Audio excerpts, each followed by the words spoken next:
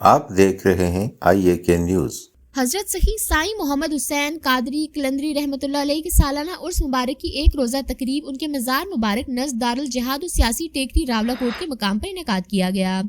عرس مبارک کی صدارت شہباز کشمیر حضرت صوفی محمد حسین محی الدین قادری قلندری کائنات کی سجادہ نشین خانقاہ قادریہ دوتھان شریف مینیجنگ ڈائریکٹر قادریہ کمپلیکس راولاکوٹ نے کی۔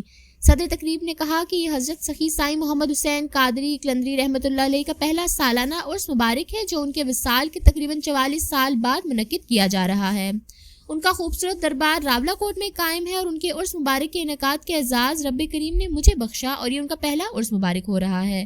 انہوں نے کہا کہ صوفیہ کرام کے مزارات رشد و ہدایت کا ذریعہ ہیں اور یہ دین اسلام کی سربلندی کے لیے اور اسلام کی خوبصورت حیات و تحریک کا ذریعہ ہیں۔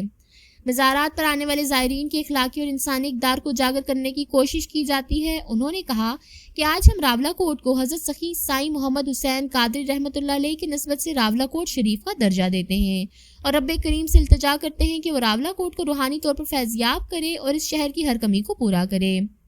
تقریب سے علامہ سید زاہد حسین نعیمی نے خطاب کرتے ہوئے کہا کہ شہباز کشمیر نے آزاد کشمیر کے کونے کونے اور قریے قریے میں اولیاء کرام اور صوفی اعظام کی تعلیمات کو عام کرنے کے لیے شبانہ روز جس محنت کا مظاہرہ کیا ہے وہ نہایت قابل دید اور قابل قدر ہے۔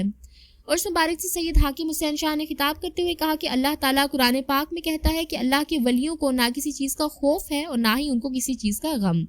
یہ اعزاز صرف اللہ تعالیٰ نے اپنے اولیاء کو بخشا ہے۔ انہوں نے شہباز کشمیر کی خدمات کو سراہتے ہوئے ان کو خراج تحسین پیش کیا۔